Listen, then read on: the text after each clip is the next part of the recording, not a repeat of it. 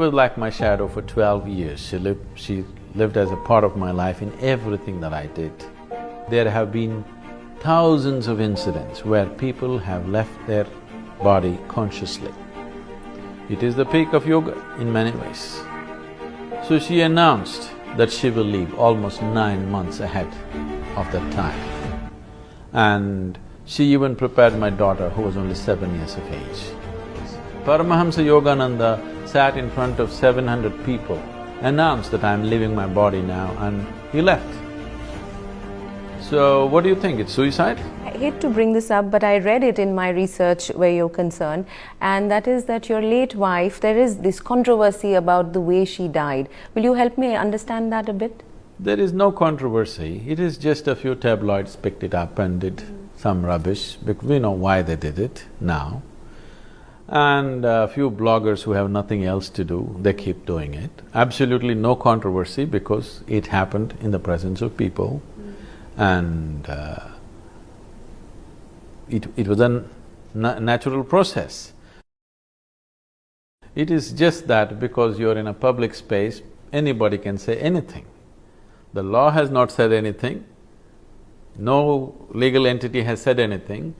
People who have nothing else to do, they keep commenting about it. She was like my shadow for 12 years. She lived as a part of my life in everything that I did. And this is a nation where there have been thousands of incidents where people have left their body consciously. It is the peak of yoga in many ways. So she announced that she will leave almost 9 months ahead of that time. And she even prepared my daughter, who was only 7 years of age.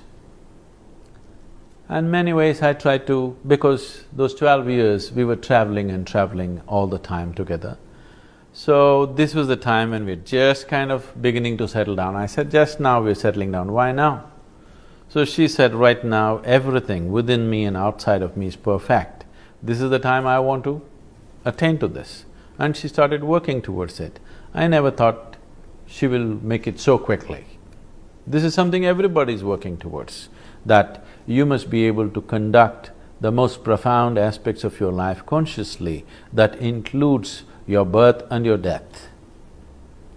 So that is not a simple factor, which unfortunately, that profoundness in the society is gone, so all kinds of people who have nothing else to do, they're commenting about it. There's absolutely no controversy. There were hundreds of people, a few thousand people attended the funeral, everything was there.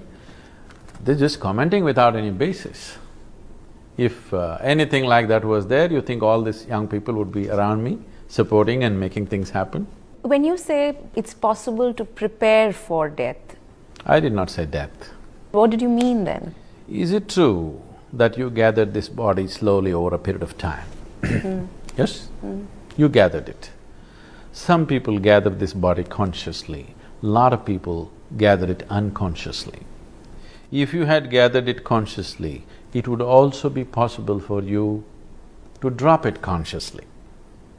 If you gathered it unconsciously and lived unconsciously, such a thing would look like an impossible thing for you. But if you gathered it consciously and you conducted it consciously, you could also keep it aside consciously. So, this is the very essence of the yogic process, and it's always been there in our cultures. Paramahamsa Yogananda sat in front of 700 people, announced that I'm leaving my body now, and he left. So, what do you think? It's suicide? That's what you will be accused of. If you can't accuse someone of suicide, then you will say it must be murder, okay?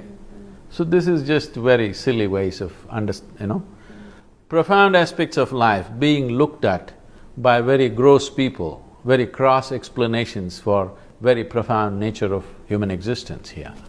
Do you think as a people, are we able to relate to these concepts that you've said we have instances of in history?